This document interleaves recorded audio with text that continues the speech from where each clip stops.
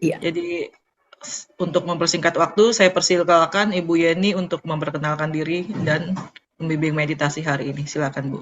Baik, terima kasih Ibu Susi. Apakah suara saya terdengar dengan baik, Bu Jelas, Susi? jelas, jelas. Baik, baik, terima kasih. Selamat siang semuanya. Salam bahagia untuk semuanya. Namo Buddhaya. Oh, Ya. Bu Yeni. Eh, Mungkin saya akan memperkenalkan diri terlebih dahulu. Nama saya Yeni. Saya penggiat meditasi, meditator, dan juga asisten mentor di Meditation Center, Dhamasuka Meditation Center, Dhamasuka Indonesia Meditation Center, yang bernaung di bawah Yayasan Dhamasuka Indonesia, sebagai asisten mentor di situ. Mentornya adalah Ibu Brenda MP. Kemudian di samping sebagai asmen meditasi, saya juga memiliki pekerjaan sebagai jaksa. Nah, itu sekilas mungkin yang bisa saya sampaikan untuk perkenalan diri. Nah, mungkin secara singkat saya akan sharing mengapa kemudian saya menjadi penggiat meditasi. Nah, hal ini diawali, mungkin tadi udah ada videonya yang diputar pada saat itu, 2 tahun lalu ya, saya didiagnosa cancer. Cancer, apa namanya, stage-nya ya sudah lewat dari 1, 2. Nah, kemudian pada saat menghadapi itu, saya bisa menghadapinya dengan tenang seimbang. Mengapa? Pertanyaannya. Mungkin bagi sebagian besar lah ya masyarakat yang pernah mendengar, mungkin teman, saudara atau orang yang dikenal di diagnosa cancer. Kalau saya sih nggak mau menyebutnya divonis ya, biasanya selalu bilang divonis gitu, divonis cancer. Vonis itu seperti menghadapi hukuman mati ya.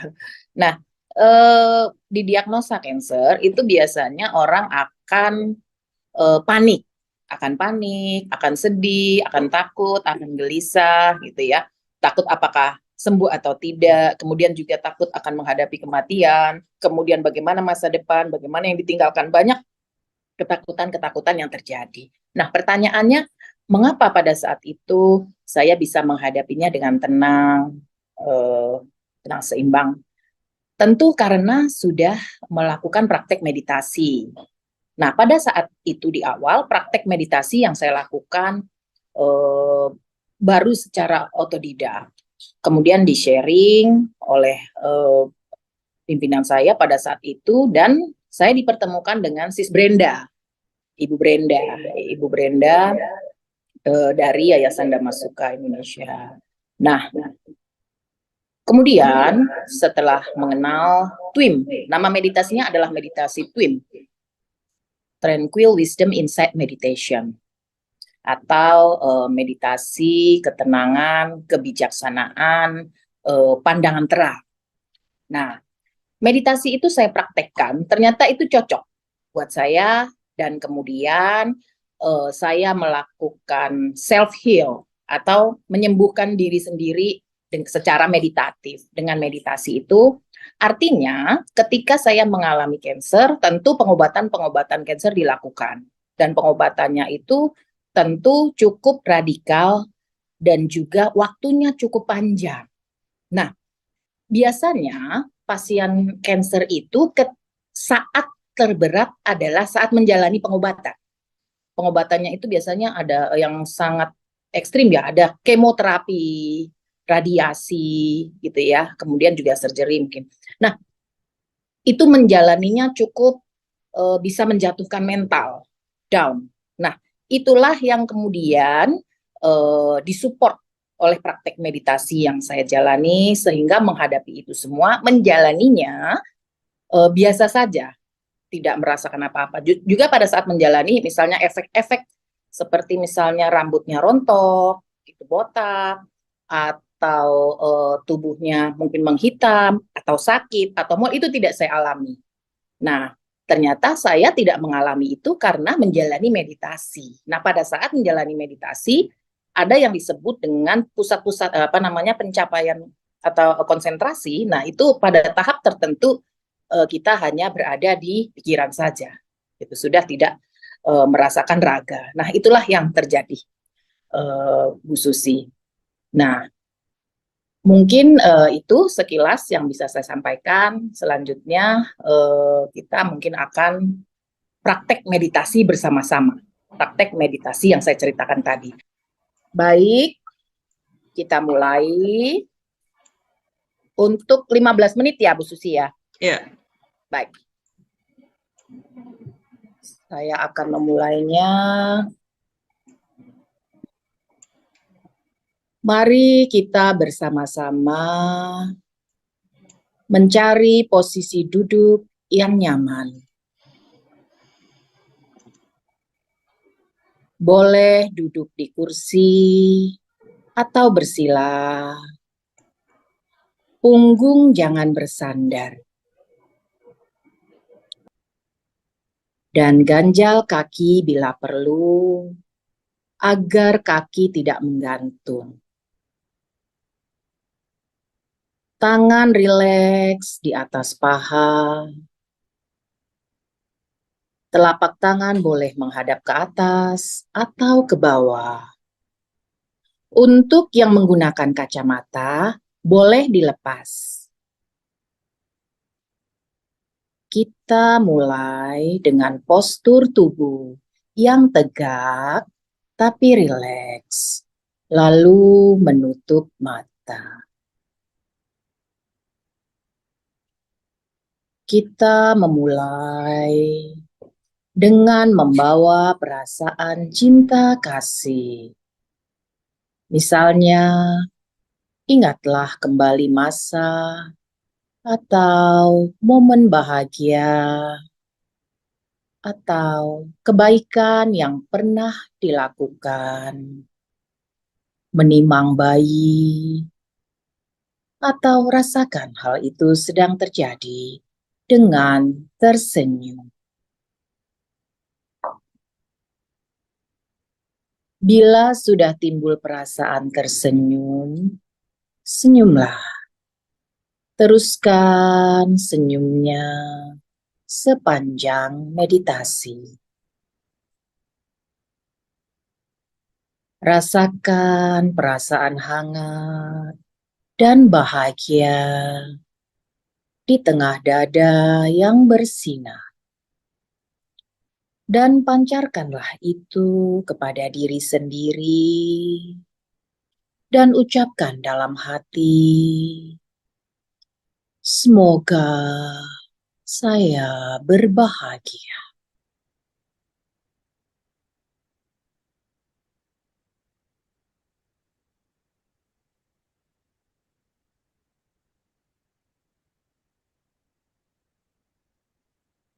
Ini adalah meditasi perasaan.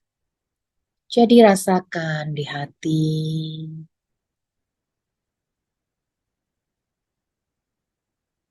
Sangat penting untuk merasakan ucapan itu. Semoga saya berbahagia.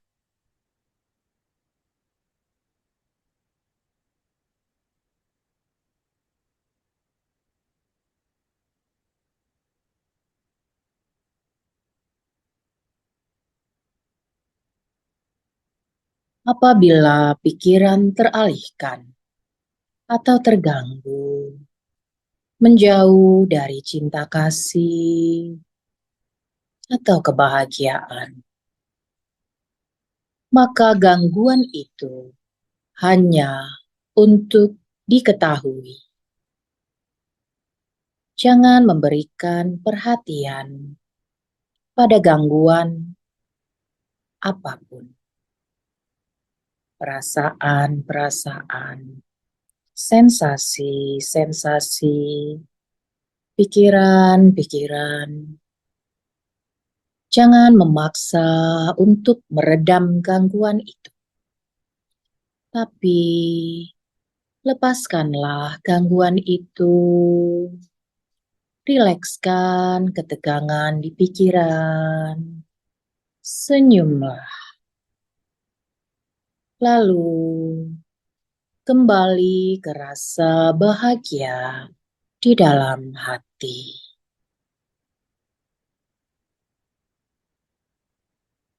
Saat gangguan mereda, Anda dapat mengatakan, "Semoga saya bahagia."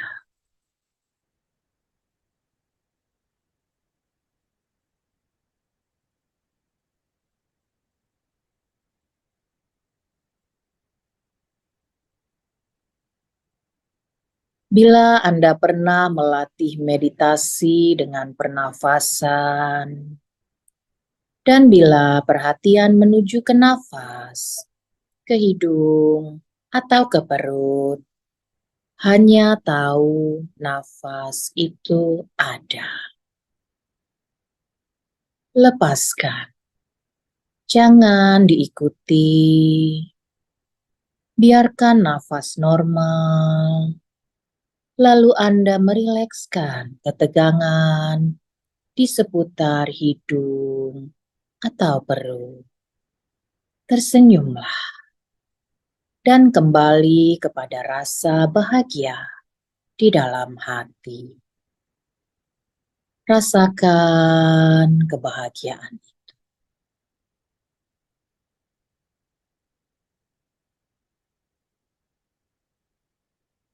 Senyum di pikiran, senyum di mata, senyum di ujung bibir, senyum di hati.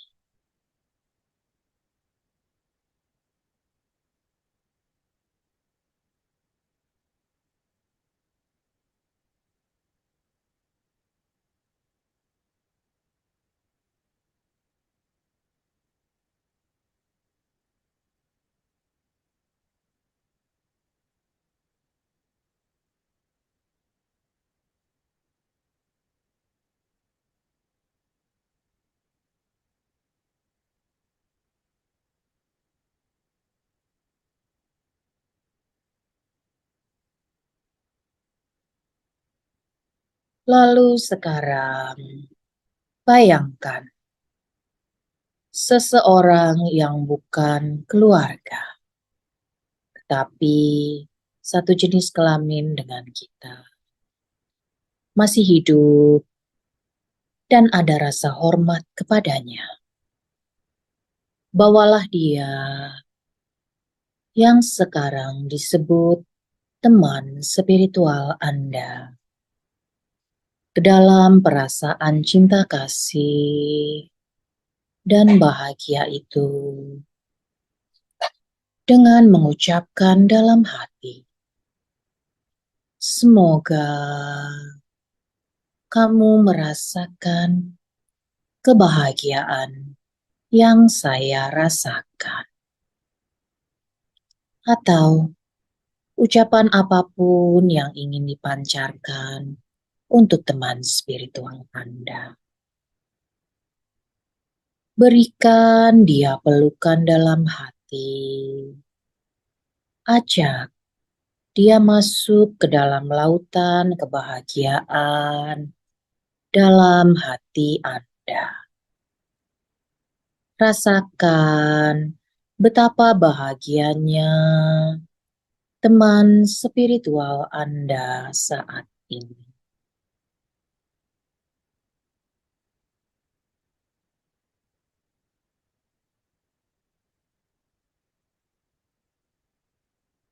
Bila pikiran teralihkan, terganggu, ataupun menjauh dari cinta kasih atau kebahagiaan,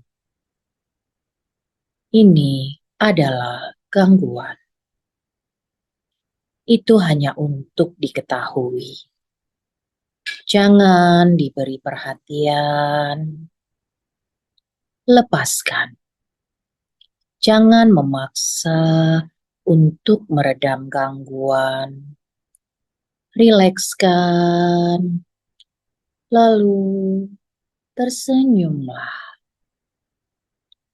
dan kembali kepada rasa bahagia dalam hati bersama teman spiritual Anda. Rasakanlah perasaan cinta kasih ini semakin lama, semakin membesar. Dan rasakan perasaan hangat dari dada ke seluruh badan dan kepada teman spiritual Anda. Terus senyum sepanjang meditasi. Senyum di mata. Senyum di pikiran. Senyum di ujung bibir. Senyum di hati. Kembali ke teman spiritual dan perasaan cinta kasih atau kebahagiaan yang dirasakan.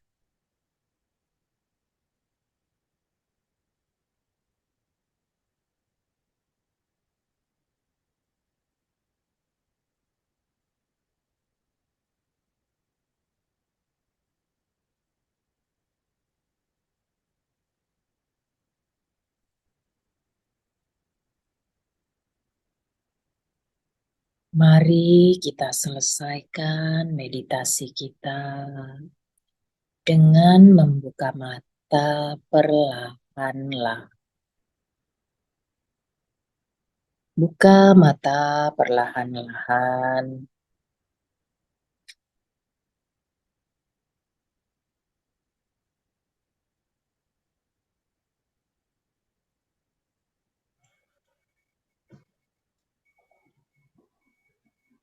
Baik, meditasinya sudah selesai. Oke, teman-teman, sekarang kita masuk ke sesi pertanyaan ya. Mungkin ada teman-teman yang ingin bertanya dengan Bu Yeni, silakan bisa raise hand atau bisa ketik di chat, nanti saya bacakan. Ada yang mau bertanya dulu? Kalau sambil nunggu ya Bu Yeni, saya mau nanya Ya, nih tentang iya, rasa bahagia gitu ya. iya, Kadang-kadang biasanya yang saya tahu orang-orang yang belajar meditasi itu biasanya bukan dalam arti normal-normal ya, iya, iseng-iseng gitu kan. Biasanya udah ada problem gitu kan. iya, Saya termasuk juga yang begitu ya, jadi udah ada problem iya, baru belajar meditasi. Jadi ketika disuruh bilang cari rasa bahagiamu, itu kayak lagi ujian gimana gitu ya. Nah, itu gimana iya. tipsnya tuh biar bisa menggali Mencari rasa bahagianya itu rasa Bu Yeni? bahagia. Iya, silakan. Oke, jadi saya panggil sis aja ya, Ya, berarti ya. silakan. Sis Susi ya. Sis Hmm. Susi, jadi meditasi yang kita jalanin ini feeling meditation. Tranquil Wisdom Insight Meditation, feeling meditation. Jadi dia meditasi perasaan. Objeknya adalah Brahma Vihara. Jadi ada 4, cinta kasih, welas asih, ya kan, sukacita dan tenang seimbang. Nah, sekarang yang sedang tadi kita praktekkan adalah meta meditation atau meditasi cinta kasih. Pertanyaannya, secara praktikal bagaimana kita bisa merasa bahagia? Karena saya udah banyak banget nih, ya. Gimana caranya bisa bahagia? Oke, mungkin sih kedengarannya apa ya, klise ya gitu ya kan. Cara yang paling praktis pertama kali nih, si Susi, pertama adalah try to smile because it is smile meditation. Smile, try to smile 24/7. Coba untuk tersenyum 24/7, 24 jam sehari 7 hari. Even misalnya bagaimana, ada pertanyaan, bagaimana jika senyumnya tidak tulus? Never mind, itu biar jadi habit. Senyum dulu. Senyum, itu yang menyembuhkan saya sih Susi, adalah senyum. Selain obat medis itu senyum, nyembuhin cancer.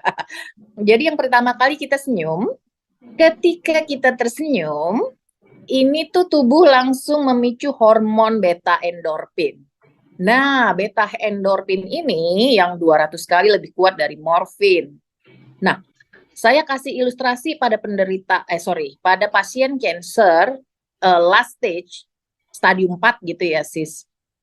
Itu sometimes ketika di masa itu misalnya mereka sudah mempersiapkan diri gitu kan, ya udah di stadium itu kadang-kadang tuh sakit, rasa sakitnya itu udah luar biasa. Itu nggak bisa dengan obat biasa, ya kan? Atau misalnya sudah paliatif saja. Nah, itu mesti diintervensi untuk mengurangi rasa sakitnya supaya nyaman gitu ya, supaya bisa menjalani hidup berkualitas. Itu sudah diintervensi dengan morfin untuk mengurangi rasa sakitnya. Nah, tentu ketika ada morfin masuk ke tubuh kita, ya pasti yang namanya obat kimia, chemical, itu pasti ada efek ya sis. Nah, kita cukup dengan tersenyum itu sudah menghasilkan beta endorfin yang 200 kali lebih kuat dari morfin. Bayangkan betapa rileksnya wajah, kepala, tubuh, pikiran gitu kan. Dan juga imunitas tubuh meningkat. Nah itu sis Susi tadi cara praktikal satu untuk supaya saya bisa Jadi bagian dulu. merubah postur ya, merubah Iya, postur tubuh, berubah. Betul. merubah mood. Oke. Terus mungkin pertanyaannya lagi, terus gimana Bu? Senyum juga saya nggak bisa senyum, gitu banyak pikiran. Oke, kalau nggak bisa senyum banyak pikiran, ya sudah, Anda coba menginventarisir kualitas-kualitas terbaik dalam diri. Coba setiap hari dicatat. Setiap hari saya nulis deh 5 atau 10. Wah, ternyata kualitas baik dalam diri saya itu banyak banget. Nah, kumpulin setiap hari, kalau bisa mencapai angka 50, wah oke banget. Bayangin satu pribadi dengan 50 kualitas baik dalam diri itu luar biasa. Terus manfaatnya apa? Ketika kita mencoba mengenali, mencoba menginventarisir kualitas baik dalam diri kita, itu jugalah yang akan kita lihat pada diri orang lain. Kita akan melihat kualitas baik dalam diri orang lain ketika kita melihat kualitas baik dalam diri. Itu sih, sis. Point of view juga dirubah ya Bu ya. Iya. Luar biasa ini. Bu, ini ada pertanyaan di chat ya dari Bapak Isen Chong. Saya izin bacakan. Bu, Iya. izinkan saya bertanya, mengapa teman spiritual bukan keluarga? Padahal kalau keluarga akan lebih mudah. Terus kalau nggak ada pernyataan dipeluk dalam pikiran ini agak mengganggu nih Bu. Maksudnya apa nih? Dipeluk dalam pikiran gitu ya? Silakan Bu. Oke, Pak, siapa tadi? Pak Sencong ya? Isen Chong ya. Sencong, ya bro Sencong. Kenapa teman spiritual bukan keluarga? Tadi syaratnya teman spiritual itu adalah satu, masih hidup, dua, bukan anggota keluarga, satu, jenis kelamin dengan kita, dan kita punya rasa hormat padanya. Kenapa bukan keluarga? Bukan keluarga, karena keluarga kita sudah banyak cerita, ya kan? Banyak cerita yang sudah terjadi antara kakak adik, suami istri, anak dan orang tua, mungkin pernah diem-dieman, kesel-keselan gitu ya, berantem dan sebagainya. Loh, kenapa? Ya karena kita sedang belajar untuk mengembangkan cinta kasih. Tentu kita harus cari yang netral dulu deh, yang nggak ada problem. Biar cinta kasihnya cepat berkembang, cepat nyampe nih saat saya sending. Tadi saat kita mengafirmasi atau mental verbalization dengan mengucapkan semoga kamu bahagia seperti saya bahagia. Itu sudah sedang mengirimkan cinta kasih yang kita miliki, yang kita punya. Nah, itu jawabannya bro. Tapi mungkin saya kasih bonus sekalian deh, yang kenapa harus masih hidup? Ya karena yang bisa merasakan energi, ya kan? Terus kenapa harus satu jenis kelamin? Ini adalah meta universal, supaya nggak jatuhnya timbul nafsu dan sebagainya, cinta kasihnya. Kemudian juga, ya kenapa harus orang yang kita hormat padanya atau happy gitu? Ya kita sedang mengembangkan cinta kasih. Tentu orang-orang yang positif lah yang kita kirim cinta kasih itu atau afirmasi. Nah, seperti itu sih, sis. Terus Ya apa? Udah ya? berarti nggak termasuk hewan ya. Kalau misalnya saya suka anjing nggak boleh kan ke anjing saya gitu kan? Better person dulu deh ya. Kalau tadi anjing boleh, bayangin Kadang-kadang lebih seperti sayang beta. anjing daripada teman kan? Jadi sebenarnya sis, pada saat kita sending itu, membagikan rasa cinta kasih dan kebahagiaan. Sebetulnya kita sedang menjalankan praktek berdana, sis. Kita berdana cinta kasih yang banyak. Tadi itu di situ juga kita diajarin bahwa even hal yang paling enak pun, yang bahagia atau apa tuh harus kita bagi. Nggak bisa kita nikmati sendiri, harus kita bagi. Itulah praktek berdana kan, sis. Ya, gimana Bro Sencong? Oke, pertanyaan yang kedua, Bu.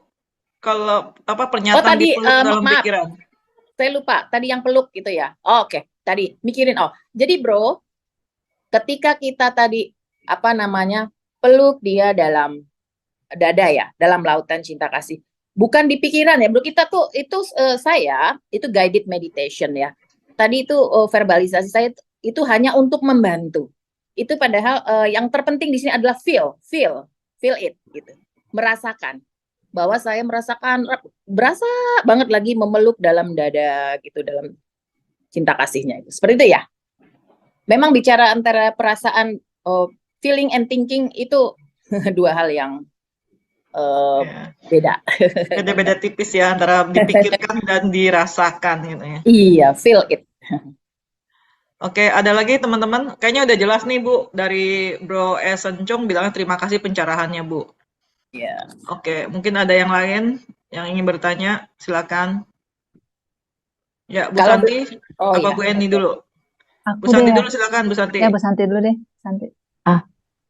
Mungkin menambahkan yang tadi, mungkin pada saat kita membagi, kita mengirim, itu akan timbal balik ke kita lagi. Istilahnya kalau orang suci atau orang yang kita hormati, istilahnya apa yang kita bagi akan balik ke kita lagi, sehingga lebih gemanya lebih kerasa Ada gitu gema, ada kali ya. eko ya. Nah, itu mungkin yang balik ke kita itu yang lebih bagus daripada kalau kita kasih yang nyerap gitu kan. Kalau mereka nggak butuh serap dari kita tapi memantulkan gitu ya. Mungkin saya ingin tahu sewaktu kena kanker gitu, Sis Jenny udah di tahap, apakah sudah tahap UPK gitu atau masih baru belajar sehingga pada saat menghadapi ini langsung bisa gitu, atau memang udah siap dulu sehingga menghadapi ini tuh udah bisa memisahkan nih, udah UPK nih. Iya. Kalau yang belum sampai sana kan nggak bisa ya, masih sakit ya. Jadi nih, si Santi, ini juga jadi bisa menjadi penyemangat nih, jadi motivasi buat Bro and Sis yang sama-sama menjalankan latihan atau praktek meditasi nih, gitu. Jadi pada saat saya diagnosa, itu saya benar-benar baru belajar. Ternyata gitu, ketika kita jalankan praktek itu dengan kesungguhan, betul-betul dengan hati gitu ya, dan nanti paralel dengan praktek kebajikan, nanti akan saya bahas setelah ini. Nah, itu tuh ngaruh sih Santi, itu ngaruh banget. Even mungkin misalnya dalam berapa lama bisa banyak pencapaian. Nah, itu yang amaze banget gitu. Jadi tidak berarti bahwa saya sudah di PK atau sudah di level mana gitu ya, baru menjalankan. Enggak, benar-benar masih basic. Benar-benar masih basic, masih belajar gitu kan. Kemudian juga saya diskusi dengan Sis Brenda, belajar dengan Mas Suka. Itu jadi memang pengalaman meditasi itu sangat personal ya. Nah, itu pengalaman meditasi itu sangat personal, tidak bisa digeneralisir pada beberapa orang terus nanti belajar startnya sama gitu, ini hasilnya akan sama. Banyak faktor. Nah, salah satunya tadi bahwa ketika kita menjalankan latihan atau praktek meditasi kan ketika kita duduk menjalankan teori meditasi gitu, aturan-aturannya gitu sesuai rujukannya Sutta. Itu pada saat kita duduk itu adalah latihannya. Meditasinya adalah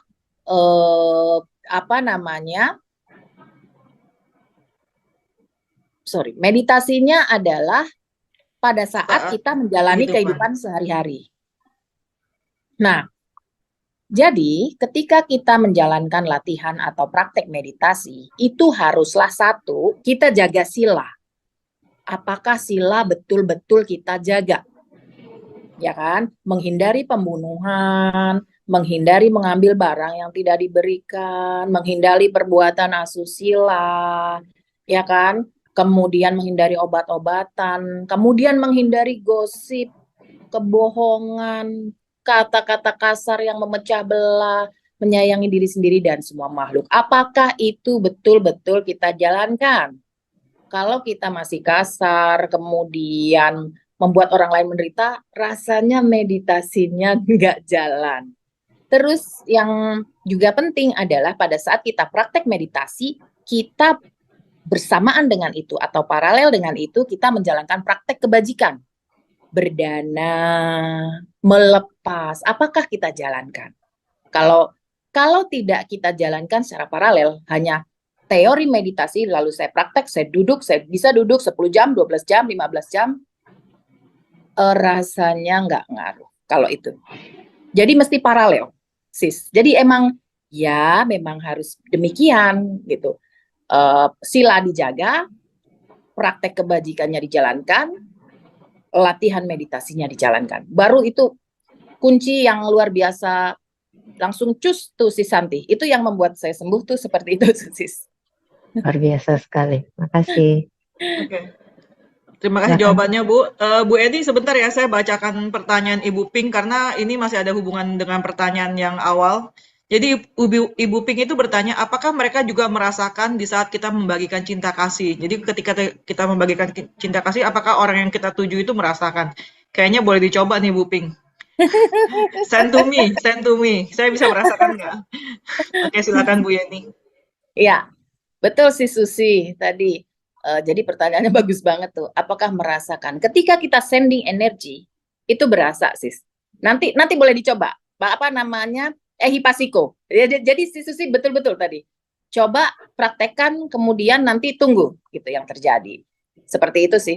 Itu energi yang terkirim ketika kita mengirimnya dengan tulus ya sis. Tentu aja dengan tulus. Bahwa kita mean it, bahwa kita bermaksud betul-betul untuk itu. Gitu. Itu jawabannya sih Susi. Oke, terima kasih. Ya, silakan Bu Eni. Kita habis Bu Eni nanti kita pelimpahan jasa dulu, baru nanti kita sambung ya teman-teman ya. Biar teman-teman yang jam 13.00 bisa balik kantor. Silakan Bu Eni. Iya, Bu Yeni, tapi tadi kayaknya sudah terjawab waktu Bu Yeni memaparkan masalah itu kembali ke personal masing-masing. Soalnya kan gini ya, Bu Yeni ya, nanti aku kan pengen share ke orang-orang yang mungkin sedang mengalami penyakit juga, tapi kan nggak mungkin semuanya itu bisa sembuh kalau cuman teorinya seperti itu, terus prakteknya nggak ada, yang seperti Bu Iya. Yeni bilang. Apalagi Iya. kan dengan praktek melepas, berarti kan sebenarnya jangan menggebu-gebuin, sembuhin, Iya. itu malah bukan menyembuhkan kayaknya ya Bu Yeni ya. Overthinking malah sis. Justru kayaknya ya, kalau menurut aku benar nggak Bu Yani, yang menyembuhkan itu karena pada saat praktek meditasi, terus ditambah dengan kebajikan, ditambah dengan merawat sila, ditambah dengan melepas sampai UPK, tanpa mengharapkan sembuh, otomatis akan damai dan sembuh, itulah yang menyembuhkan ya Bu Yani ya. Betul. Jadi kan sebetulnya kita bisa belajar dari praktek melepas ya sis. Kan tadi misalnya nih saya punya prinsip, pokoknya saya akan memberi yang banyak supaya saya mendapat yang banyak, gitu ya. Umpamanya seperti itu, oke lah, mungkin nggak salah. Tapi alangkah lebih baiknya kalau paripurnanya nih, ketika kita memberi itu kan sebetulnya adalah praktek melepas sis. Ketika kita memberi, sebetulnya kita sedang detachment, melepaskan, menjalankan praktek melepaskan kemelekatan. Kemelekatan pada apa? Ya kemelekatan timbal balik tuh saya mengharapkan balasan apa tuh tadi. Nah, ketika memberi itu jadi betul-betul detachment. Karena ketika kita bicara meditasi ini betul teknisnya bisa dipelajari, tapi kita jangan lupa bahwa meditasi itu adalah spiritual. Nah, tentu harus ada landasan hati, perbuatan, pikiran yang sangat bersih. Baru kita bisa ya bisa merasakan semuanya bekerja gitu. Itu sis. Ya, soalnya kalau semuanya bisa sembuh mungkin kan, bener nggak Bu Yani?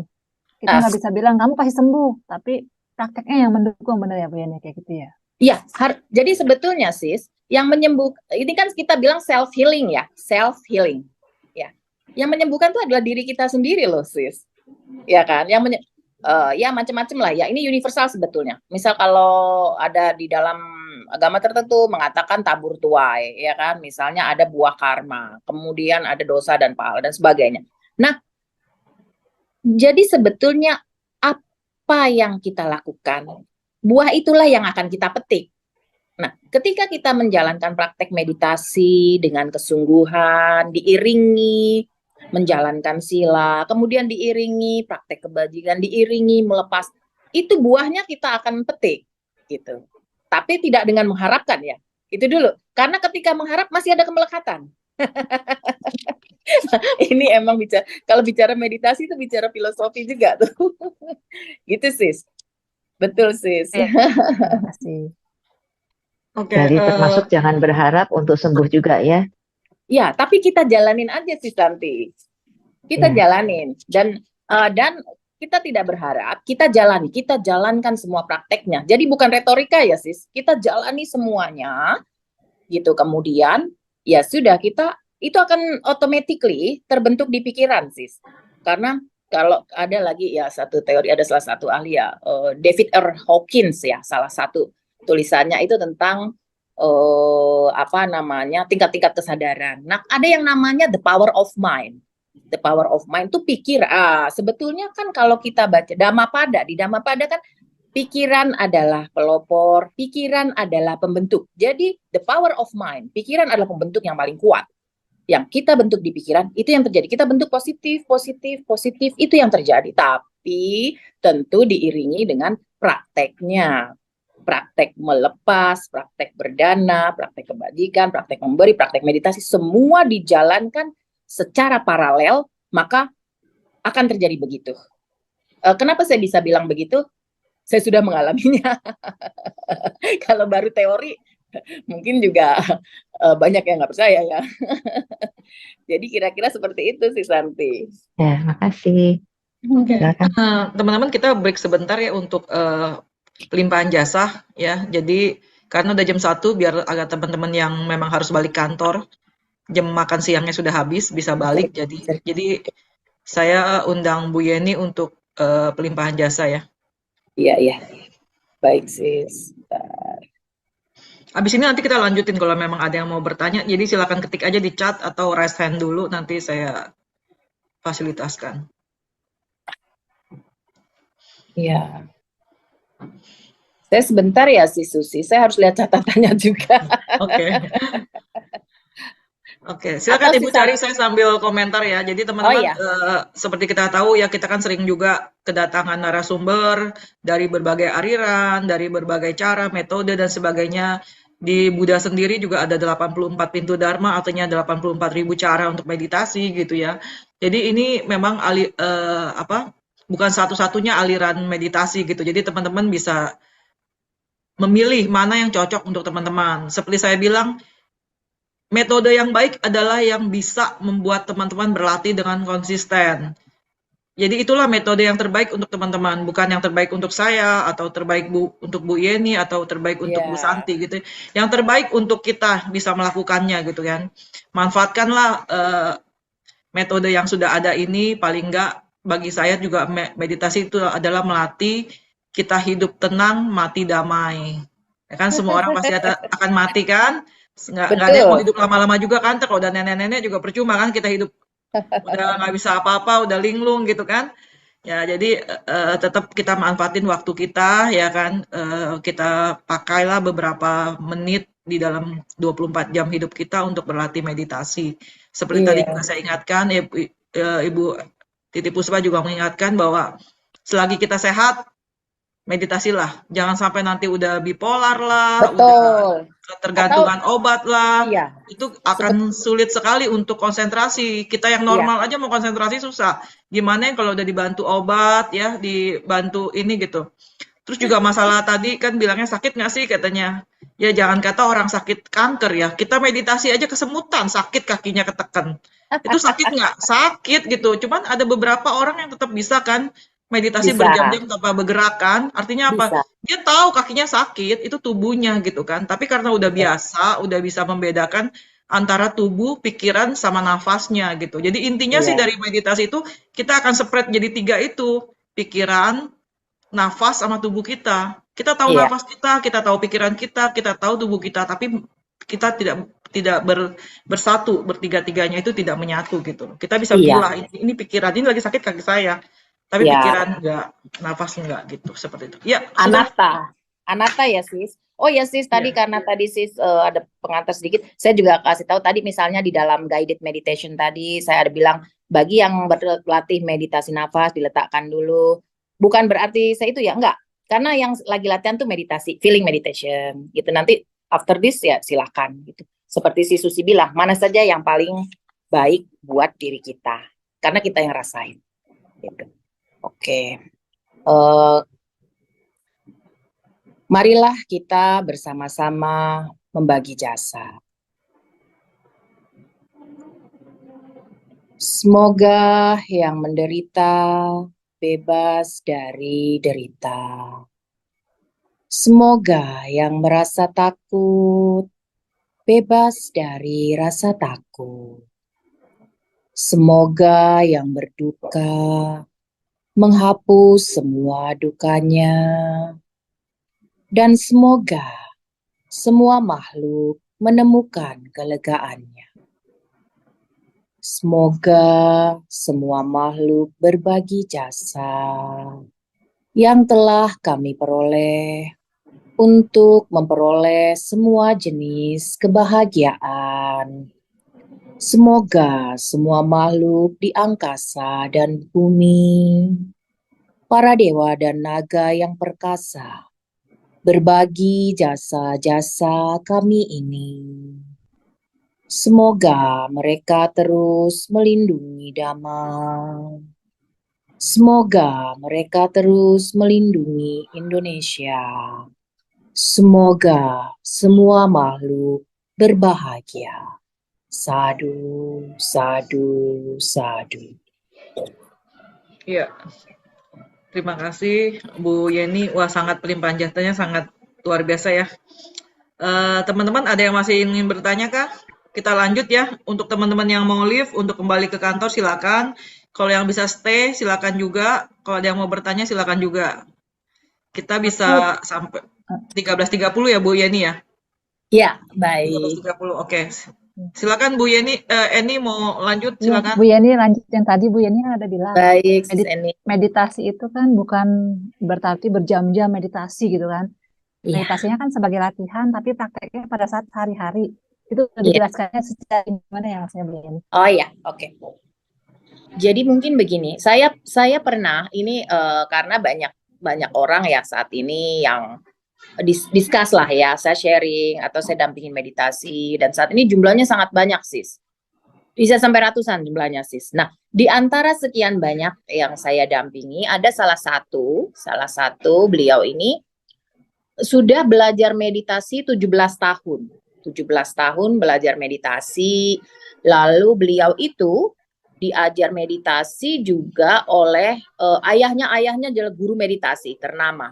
Guru meditasi, beliau menjalankan praktek itu bertahun-tahun. Namun suatu ketika mengalami permasalahan yang cukup berat dalam hidupnya, ya seperti saya juga mengalami masalah yang berat gitu ya.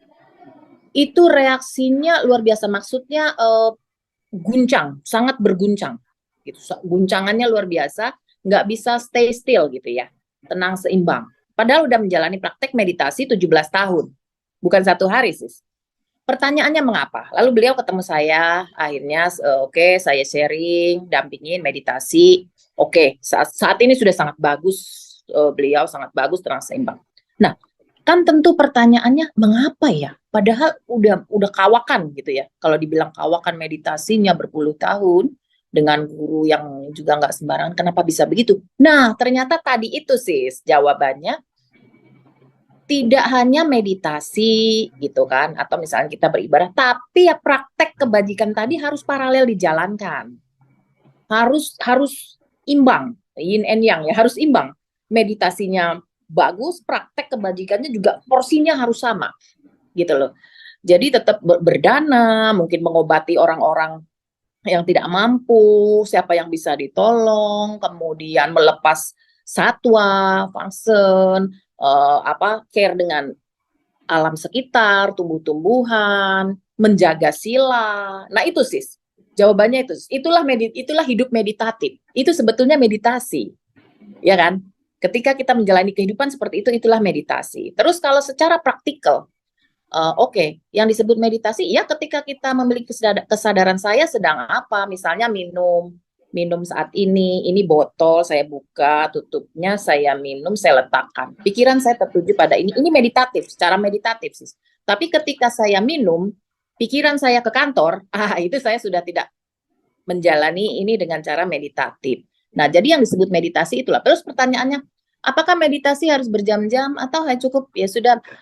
Ya sebetulnya semakin kita melatih, ya kan, semakin kita melatih ya akan semakin baik gitu. Tentu, tapi kan ketika kita harus realistis ketika menjalani kehidupan sehari, pagi saya harus bangun, oh ya sudah, kita sendirilah yang atur bagaimana iramanya. Apakah bangun tidurnya lebih awal, jam 4 misalnya, sehingga punya waktu meditasi yang cukup. Kemudian siang jeda begini, ini saya salut nih sama teman-teman yang gabung di Perbudi Live nih, luar biasa ya. Di antara waktu ini luar biasa loh, ini menginspirasi banget. Di antara jam kerja meditasi gitu loh. Itu bagus banget. Ya kan? Saya juga jalankan ini sih tapi sore, after office hour. Nah, ini pas jeda makan siang ya. Nah, terus malam hari mungkin saat mau tidur gitu. Karena kalau yang namanya ilmu ketika tidak dilatih ya nanti akan ini deh. Nggak akan tajam lagi gitu. Itu sih kira-kira terus tadi kalau yang Eyang Titi sebetulnya di wawancara saya dengan Eyang Titi itu juga talk show kami, itu beliau pada saat cancer juga sudah pergi berobat ke Singapura ya, ke Mount Elizabeth. Pada saat itu stadiumnya masih 1B. 2 bulan di Mount Elizabeth naik jadi 3 stadiumnya. Akhirnya beliau pulang ke Indonesia, lalu menjalani meditasi selama 13 hari dan mengalami kesembuhan. Itu sih. Itu sis. Ini ada pertanyaan dari ini Sus, dari yang peserta Sus. Tapi dia WA ke aku. Oh, WA-nya ke kamu. Oke, Iya, siap. iya, dia baru soalnya. Iya Bu, Oke. ini dia tanya mungkin orang tuanya yang sakit nih Bu. Iya, baik. Jadi belum kenal meditasi sama sekali. Kalau dengan limpahan jasa aja buat orang tua kita bisa nggak Bu? Karena orangnya nih belum kenal meditasi sama sekali. Terus dibilangin juga mungkin karena belum biasa bangun pagi, belum biasa rutin begini. Jadi dibilang alasannya sakit tuh gimana ya Bu? Kalau orang gitu. Baik sis. Nah, sebetulnya kan salah satu nih meditasi, meta meditation ini salah satunya adalah kita bisa sending meta ya. Nah, ketika kita menguasai atau ya sudah bisa, itu dengan ini aja kita sudah bisa sending kepada beliau supaya kenapa? Beliau tergerak hatinya untuk bermeditasi. Nah, atau nanti kalau ini sis, saya juga kebetulan banyak mendampingi orang sakit. Yang terbanyak adalah cancer. Yang saya dampingi cancer, autoimun, heart stroke, numbness, kemudian banyak sakit yang berat-berat. Tadi betul kata sis Susi, biasanya tuh baru meditasi tuh setelah ketanggor gitu, yang berat-berat. Nah itu lebih banyak saya dampingin. Nah tadi sis boleh misalnya itu di share juga, di share IG saya, jadi bisa DM nanti bisa dapat nomor HP saya, nanti bisa saya sharing sedikit gitu. Iya, makasih Bu, nanti saya share itunya ya Bu, IG itu. Iya. Ada lagi teman-teman yang ingin bertanya, saya cek di chat belum ada nih. Ada lagi yang mau bertanya. Jadi Bu ya, saya rangkumkan bahwa meditasi itu pondasinya tuh adalah dana dan sila. Jadi kalau mau bikin rumah atau gedung yang tinggi-tinggi, pastiin dulu pondasinya, dana dan silanya tetap menunjang gitu kan. Jadi nggak mungkin kita meditasinya udah tinggi-tinggi tapi dana dan sila pondasinya tuh jelek, pasti goyang nantinya kita ya. Teman-teman. Terus juga meditasinya tuh kan metodenya banyak. Jadi teman-teman pilih aja yang intinya satu diukur aja dari relax. Dulu pertama kali saya meditasi, saya ngukurnya dari tidur. Kalau saya bisa tidur tanpa perlu terbangun-bangun tiap malam, itu berarti meditasi saya sudah oke gitu. Jadi ambillah simple-simple aja gitu. Misalnya apakah saya kalau marah tuh dulu marahnya berapa lama gitu kan. Coba dibuat eksperimen seperti Ibu tadi juga bilang, kita hipasiko ya. Jadi kita yang harus ngetes. Nah, untuk meditasi ini ya, teman-teman nggak ada yang bisa diwakilkan. Ini harus dijalankan. Ya, even Sang Buddha, saya kalau lagi malas juga, kadang saya malas banget juga. Kadang-kadang ya, kalau lagi capek gitu kan. Saya ingat ya gini, Sang Buddha aja udah jadi Buddha. Beliau tetap meditasi loh. Minimal dia 4 jam loh meditasi loh. ya kan? Mungkin baca lagi dari sejarahnya ya. Jadi nggak bisa diwakilkan, jadi harus dijalani. Jadi untuk teman-teman yang memang ketemu saudaranya yang sakit atau apa ya, maksudnya kita dampingi lah, yuk meditasi bareng 5 menit aja misalnya gitu. Posisinya dia di fokus di napas, misalnya kita yang desain meta ke beliau gitu. Iya. Posisinya seperti itu. Jadi tetap harus dilaksanakan, nggak bisa enggak. Atau suruh dia pelafalan, baca mantra atau apa gitu. Jadi meditasi pelafalan ya. Jadi tetap harus dilaksanakan, tidak juga ya Bu Yeni ya. Iya, Oke. betul sih Susi. Ada lagi teman-teman, Bu Santi mau bertanya lagi? Mumpung masih ada 15 menit kita nih. Ayo Jadi manfaatkan lah. kalau Karena saya yakin bicara tuh Ibu Yeni ini sangat sibuk ya sebagai asisten jaksa tuh luar biasa lah pasti. Kita bisa mengundang dan beliau mau hadir aja ini suatu keberuntungan. Jadi tolong dimanfaatkan. Jadi Silakan. kalau tadi bicara manfaat meditasi, meditasi itu ini manfaatnya juga banyak. Dalam kehidupan lebih bahagia, lebih sabar, lebih rukun, tidur lebih nyenyak, pikiran lebih jernih, batinnya tenang seimbang, mencapai keadaan meditasi tertinggi. Ya tertinggi tentu padamnya kekotoran batin. Ya kan sis. Nah, tadi sis Susi juga bicara, kita ukur aja parameternya adalah diri kita. Apakah saya mengalami perubahan menjadi lebih baik? Nah, si Susi kalau cerita itu, apalagi saya sebagai jaksa, aduh, dulu saya galaknya minta ampun.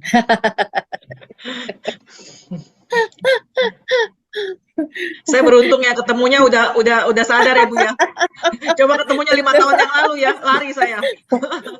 Oke, terus. Itu yang menyadari juga orang-orang di sekitar kita. Loh kok jadi berubah? Saya punya pengalaman, sis. Ini juga unik nih baru-baru ini. Saya mendampingi meditasi seseorang. Ya, beliau adalah seorang tokoh gitu ya. Itu tadinya sama seperti saya dahulu, temperamental gitu ya.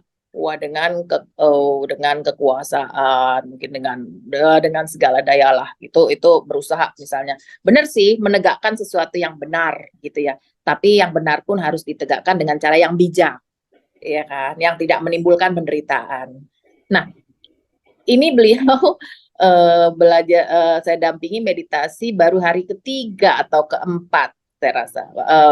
Nah, tiba-tiba dia telepon saya, Bu Yeni, wah saya mengalami sesuatu. Oh ya, apa itu?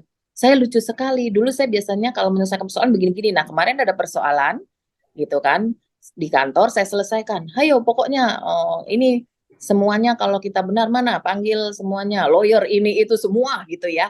Oh, dengan cara yang firm gitu. Tiba-tiba saya teringat Bu Yeni bahwa kita nggak boleh menghindari kata-kata kasar. Terus kemudian juga saya nggak boleh menimbulkan penderitaan. Lalu saya ingat, saya panggil lagi tuh semua staf.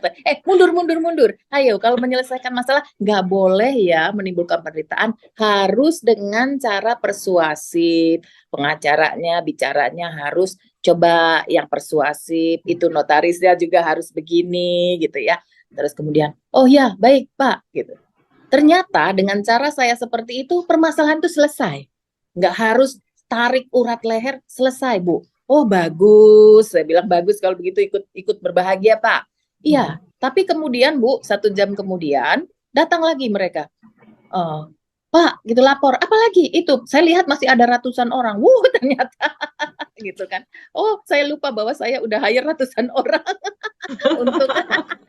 untuk ini supaya nggak boleh, ayo sudah kembali semua. Nah, itu ya sih. Ternyata itu pun dalam waktu beberapa hari bisa merubah kepribadian orang loh sis. Nah, itu tadi. Luar biasa ya, luar biasa. Dari kekerasan bisa pakai jadi kelembutan, itu luar biasa. Tapi masalah tetap selesai. Iya, yang penting kan masalahnya selesai kan. Tapi kan lebih bagus dengan kelembutan. Jadi semua orang jadi ikut lembut kan, gitu. Luar biasa. Bu, ini ada pertanyaan tambahan dari Bro Isen Chong lagi nih. Maaf Bu, saya mau nambah bertanya, kenapa sejak latihan meditasi, saya jadi kagetan, gampang kaget katanya. Ada yang bilang itu karena sudah masuk dalam meditasi, tapi ada juga yang bilang meditasinya nggak benar. Jadi gimana tuh? Oke, Bro Sencong ya, Isencong ya. Oke. Jadi memang Bro, meditasi itu kan sangat personal. Tapi secara umum mungkin saya bisa sharing lah ya, sharing. Jadi dalam meditasi ada yang disebut dengan one pointed concentration. Ya, jadi memang meditasi itu mesti pakai objek. Kita fokus pada objek. Tapi kita nggak boleh trap atau terjebak dalam one pointed concentration. Oke, kita fokus, tapi tetap satinya atau kesadarannya harus tetap ada. Kalau terjebak pada one pointed concentration, betul, kita fokus pada itu. Fokus, misal pada apa? Suara kah, napas kah, cahaya, atau apa? Kita fokus, atau cinta kasih, atau kita fokus pada itu, tapi betul-betul nih, kaku jadinya, terjebak di situ. Sementara satinya, kesadaran mulai hilang. Nah, itu yang bikin ketika gampang kaget. Loh, cara mengatasinya bagaimana? Cara mengatasinya adalah satu, jangan terjebak pada one pointed concentration, selalu berupaya sati atau kewaspadaan tetap ada.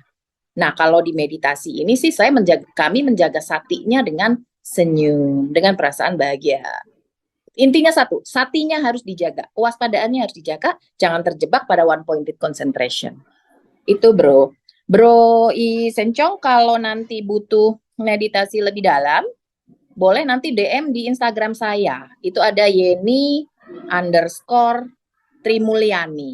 Nama Ada saya. Bu, kami sudah nanti saya ulang ya. Saya sudah kami sudah menaruh di link ya. Di chat bisa dilihat, kami udah taruh linknya Ibu dari Instagram dan YouTube-nya. Ini saya ulang lagi deh. Saya kopas, saya ulang lagi, saya taruh. Nanti ambil dari situ aja, teman-teman yang ingin lebih lanjut dengan Bu Yeni. Ini saya udah kirim. Ya, jadi intinya adalah objeknya boleh fokus, tapi kesadaran satinya tuh diperluas atau diperlebar. Maksudnya begitu. Jadi tetap objeknya tetap ke meditasi cinta kasih, tapi kesadarannya tetap dikembangkan gitu. Itu tekniknya, maksudnya gitu ya Bu Yeni ya? Ya, objeknya mau apapun, mau nafas, mau apa, tapi sati nggak boleh hilang. Ini ada lagi ya Bu dari Ibu Rika. Kalau meditasi cinta kasih, kita berulang-ulang ucapkan semoga saya berbahagia. Lalu ada teman spiritual, apakah itu berulang? Jadi kayak semacam ada dua objek katanya. Oh, oke, enggak. Jadi gini, sis. Yang kita bilang, kita pada tahap awal, kita mengembangkan kebahagiaan. Atau men-trigger hadirnya rasa bahagia. Kan kayak tadi Susi bilang, nggak semua orang bisa otomatis langsung bahagia gitu ya. Apalagi yang udah mengalami badai kehidupan yang macam-macam deh ya. Nah, itu ketika duduk bingung nih rasa bahagia gimana. Nah, itu di-trigger pertama dengan senyum. Lalu menghadirkan momen yang paling membahagiakan dalam hidup kita. Kita bawa perasaannya, perasaan bahagia. Terus bagaimana caranya saya supaya ini tumbuh dan berkembang? Dengan mental verbalization atau afirmasi semoga saya bahagia. Yes, ya sis. Semoga saya bahagia itu adalah mental verbalization atau trigger untuk hadirnya rasa bahagia. Jadi dia bukan objek. Oke, nah itu yang pertama. Jadi objeknya tetap satu. Objeknya apa sis? Objeknya adalah cinta kasih atau kebahagiaan. Nah, bersama teman spiritual ketika sudah sampai pada tahap itu. Terus pertanyaannya, apakah diulang-ulang terus? No, itu diucapkan paling tidak sepanjang meditasi yang minimal 30 menit itu paling hanya 3 kali. Kalau kita udah bisa rasa bahagia ya, itu dia hanya untuk men-trigger. Kenapa? Kalau diulang-ulang akan menjadi mantra. Nah, itu nggak boleh diulang-ulang. Terus juga gitu, teman spiritual ya objeknya satu. Tadi objeknya adalah cinta kasih, kebahagiaan bersama teman spiritual. Sebagai bagian dari praktek berdana. Gitu, itu sis. Oke, udah jelas Bu Rika atau ada tambahan? Silakan, kalau mau langsung open mic juga silakan. Oke, kayaknya sih jelas banget ya kalau saya lihat. Ini sih tinggal teorinya udah seabrek-abrek deh ibaratnya ya. Yang penting prakteknya aja nih, mau mulai dari mana. Jadi harus mulai ya. Ibaratnya kalau makan jangan cuma diliatin doang. Oh ini kayaknya enak nih. Tapi nggak dimakan-makan, rugi kita. Ya harus dicicipin gitu ya. Kita rasakan lah 5 menit dulu. Tadi kan sudah dilatih ya sekitar 15 menit. Pakai yang kayak gitu aja. Oh ya, ini kan YouTube-nya direkam ya, teman-teman. Jadi nanti kalau mau ngulang untuk belajar latihannya bisa diulang di YouTube. Jadi bisa ikutin lagi 15 menit. Kan lumayan, nanti putar lagi 2 kali kan udah jadi 30 menit. putar 3 Iya. kali udah jadi 45 menit. Oh, udah Atau 45 bahkan menit itu 1 real. jam. Ya kan? Jadi Iya, kita iya. pakai teknik begitu, teman-teman, untuk yang mau berlatih ya dengan teknik ini. Ya, ada lagi? Kalau nggak ada, saya minta Bu Yeni untuk closing statement ya, merangkumkan apa Mungkin saja yang mungkin sudah di-sharing hari ini. Oh, Atau? si boleh saya Santi. tanya lagi? Oh, Bu Heeh, Santi silakan. Yang terakhir ya Bu Santi ya, ya. ya. Bu Yeni kan selama ini berbuat baik tuh. Boleh nggak sharing atau cerita? Mungkin kalau nggak salah buat rumah sakit atau apa, mungkin dari teman-teman di sini yang ingin ikut gabung, ingin berbuat baik, istilahnya kita kadang menemukan kesempatan untuk berbuat baik itu juga susah, belum tentu ada terus. Nah, mungkin Bu Yeni bisa sharing tempat-tempat atau apa yang kegiatan apa yang Bu Yeni kerjakan sehingga bisa membantu teman-teman yang lain untuk ikut bergabung gitu. Apakah memungkinkan? Silakan. Baik, baik. Betul sih Santi, terima kasih wah sudah diingatkan ya. Memang itu tadi salah satu apa namanya parami kita juga adalah memberikan kesempatan bagi orang lain berbuat kebaikan. Nah, selama ini saya banyak menjalankan kegiatan pengobatan sih, pengobatan gratis untuk masyarakat. Jadi masyarakat yang kurang mampu ya. Nah, itu memang kami di Kejaksaan ada mendirikan klinik Kejaksaan Tinggi Banten. Nah, itu yang saat ini sudah melayani 3.000 orang secara gratis, sis. Jadi gratis ya, nggak pakai apapun, cuman tunjukin KTP. Itu ada dokter umum, dokter gigi, ibu dan anak, laboratorium, unit gawat darurat, ambulans, home visit.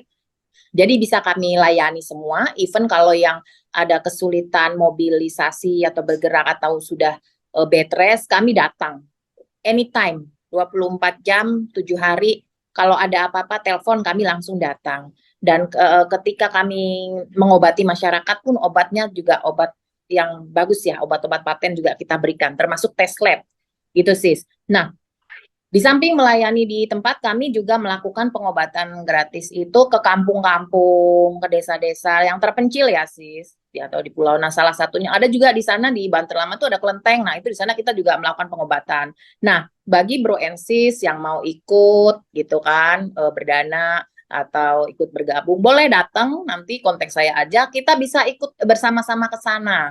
Apakah nanti pada saat pengobatan gitu bantu apa namanya ngerapiin ini apa namanya semuanya lah yang akan dilakukan, misalnya ngerapiin barisan pasien gitu kan, membagikan makanan gitu, seperti itu sis. Jadi semuanya bisa ikut bergabung, baik yang menyumbangkan dana, menyumbangkan tenaga, menyumbangkan pikiran, menyebarkan kegiatan kebajikan ini. Bahkan juga kemarin ada salah satu Bante yang juga mau ikut bergabung, ikut turun juga sama saya. Jadi macam-macam si Santi ini juga multi kultur, multi agama, universal banget. Ya ada kiainya, ada bantenya, ada romonya, semuanya ada. Itu Luar sih. biasa sekali. Berarti nanti kalau misalkan untuk itu nanti saya akan info lagi ke teman-teman untuk rekening atau yang lain-lainnya kegiatannya. Iya. Nanti Iya, kalau mau datang langsung juga boleh sih, datang langsung ikut kegiatan. Itu sih lebih ini ya, lebih oke tuh meluangkan. Karena masih gini sih, butuh ya. kenapa? Iya, karena kalau oke, kita support dana ya. Semua orang mungkin berpikir simpel begitu ya. Udah transfer aja gitu. Ngapain sih harus susah-susah turun? Coba sih Santi misalnya ketika mau memberikan hadiah pada siapa lah ya, pimpinan di kantor atau pada mama misalnya atau pada papa, ketika disampaikan sendiri tentu beda dengan misalnya dititipin suster atau ini kasih mama ya, titip suster, tentu beda ya sih rasanya. Nah, kira-kira seperti itu sih. Energinya juga nyampainya beda. Luar biasa sekali. Iya. Ya, Ada lagi? ada lagi teman-teman yang ingin bertanya atau menambahkan atau mau komen apalah atau mau menyapa Bu Yeni juga boleh, silakan dibuka aja mic-nya. Kalau aku tadi itu Bu Yani, berarti kalau untuk meditasi meta harusnya pokoknya tersenyum aja ya Bu, dicoba Iya, tersenyum. iya, betul. Betul Sis Eni. Jadi kalau misalnya mau meditasi meta itu kuncinya meditasi tadi, TWIM dengan objek meta. Oh, meta kan salah satu objek ya, Brahmatiara sebetulnya. Ada meta, karuna, mudita, UPK. Nah, yang pertama itu kunci adalah smile, karena ini smile meditation-nya itu tadi rasionya kenapa senyum? Ya senyum men-trigger kebahagiaan, ada hormon beta endorfin, imunitas. Jadi udah feel, badannya aja udah feel happy dulu gitu. Badannya udah sehat dulu. Nah, terus yang kedua, pada saat ada gangguan, the monkey mind, biasanya the monkey mind is coming in every meditation. Selalu ada gangguan pikiran ketika kita meditasi ya. Baru 1 menit, wah udah gangguan apa. Nah itu kita atasi dengan 6R.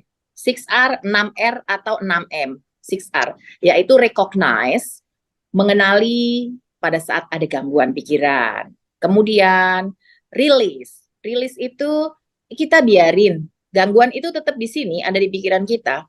Karena kita bukan robot, nggak mungkin kita blok. Kalau blok nanti mental block, sis. Jadi kita ketahui, kita kenali, mengenali gangguan pikiran, biarkan tetap ada di sini, lalu tidak kita perhatikan. Lepaskan, melepaskan caranya tidak perhatikan. Lepaskan dengan tidak perhatikan, lalu relax. Relax itu adalah mengendurkan keketatan di pikiran dan di kepala. Loh, keketatan di pikiran dikendurkan caranya gimana? Sis, ini kalau saya menggenggam kuat-kuat nih, kuat banget tegang ya sis. Di leher, kepala tuh tegang. Ketika saya buka pelan-pelan, seperti bunga teratai mekar, ini pikiran jadi rileks banget. Ilustrasinya begitu tuh, di kepala kita. Setelah rileks, senyum. Itu rasanya akan nyaman banget. Lalu bahagia, merasakan bahagia atau mengembalikan diri pada objek, lalu mengulangi kembali kalau terjadi gangguan. Nah, itulah 6R atau 6M. Recognize, release, ya kan? Relax, re-smile, return to the object, repeat. Mengenali, melepaskan, merilekskan, manis tersenyum kembali, mengembalikan diri pada objek, mengulangi jika ada gangguan. Simple.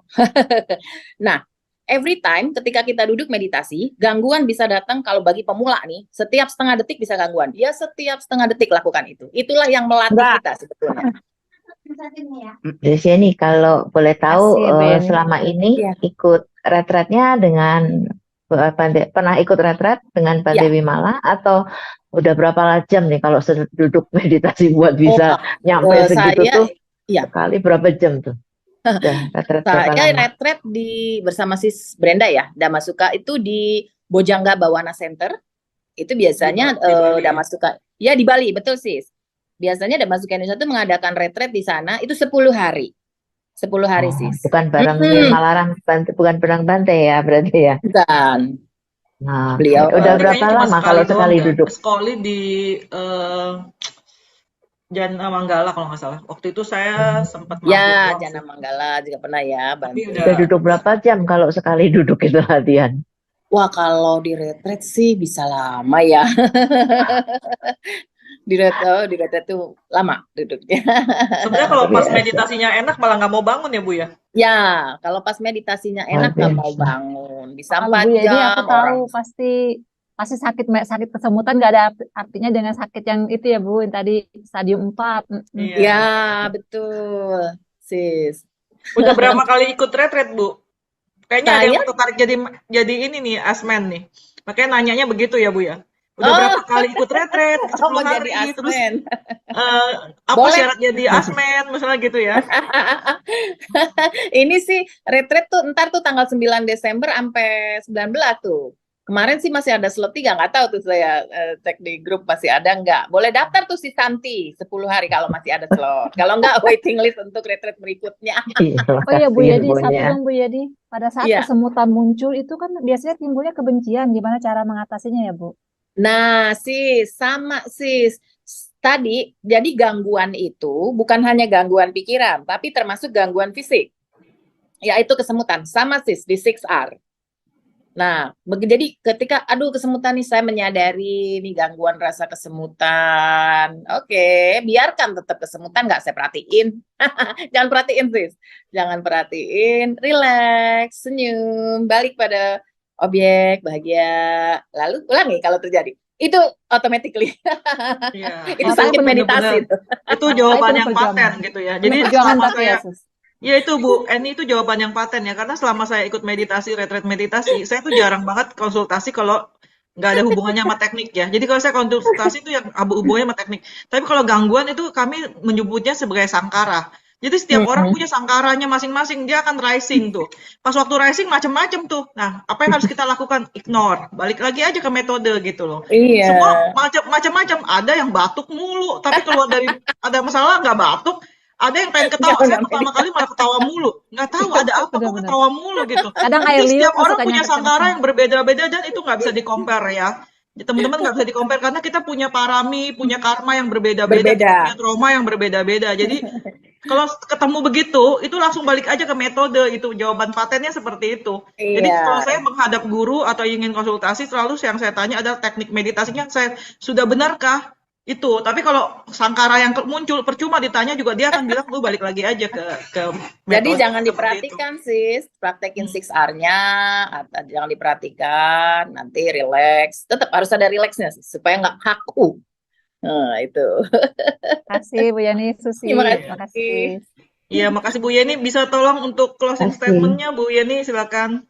Baiklah, Sis Susi, Bro and Sis semuanya, Sis Santi, Sis Eni semuanya, terima kasih. Semoga session kita ini menjadi kebaikan kita bersama. Intinya sih satu, meditasi. Ketika kita berlatih meditasi, itu tidak sekedar teori, karena meditasi adalah spiritual, gitu ya. Betul, science, tapi ada spiritual di dalamnya. Jadi pada ini komparasi ya, saya coba mengkomparasi antara orang yang meditasi dengan yang tidak meditasi. Ada salah satu penelitian tentang the happiest man in the world. Itu adalah penelitian dari Harvard University, bekerja sama dengan Dalai Lama, meneliti beberapa individu, itu para biku ya, bermeditasi selama 62.000 jam dan orang yang tidak bermeditasi sama sekali. Pada orang normal yang tidak bermeditasi sama sekali saat mengalami kebahagiaan yang paling bahagia gitu ya. Misalnya dia memiliki masalah, kemudian misal sampai harus menghadapi permasalahan hukum, tapi kemudian tiba-tiba terbebas, itu kan bahagianya luar biasa. Itu ada gelombang gamma yang berlangsung selama setengah detik. Sementara untuk yang bermeditasi tadi 62.000 jam ya, itu gelombang gamanya a whole life, sepanjang hidup. Nah, buat kita orang biasa yang bermeditasi at least ya 1 jam lah ya, 1 jam sehari gitu, atau bisa 1 jam, 1 jam, 1 jam gitu 3 kali sehari. Itu gelombang gamanya 12 kali lipat daripada orang yang tidak bermeditasi. Jadi bayangkan betapa bahagianya. So, closing statement-nya adalah jika ingin hidup bahagia, bebas dari penderitaan, ya kan, bahagia selamanya, maka berlatihlah meditasi dan secara paralel menjalankan praktek kebajikan dan menjaga sila. Itu sih, terima kasih. Aduh. Terima kasih ya teman-teman. Terima kasih Bu Yeni. Demikianlah teman-temannya acara kita hari ini. Ya, kita tutup sampai di sini. Saya mengucapkan terima kasih terutama ke Bu Yeni yang sudah sharing hari ini. Saya mohon maaf bila atas nama Prabudi ya. Mohon maaf bila ada kata-kata atau hal-hal yang tidak berkenan. Saya terima kasih juga teman-teman yang sudah stay sampai saat ini. Saya yakin udah lapar banget nih. Belum makan ya. Tapi ini sangat berharga ya. Sharing-sharing dari Bu Yeni ini semoga bisa memotivasi teman-teman dan kita-kita semua untuk melakukan meditasi. Demikian dari saya. Mohon maaf bila ada kata-kata yang tidak berkenan. Terima kasih semuanya. Izin live. Iya, Izin live ya juga. semuanya. Terima Yo, kasih. terima kasih.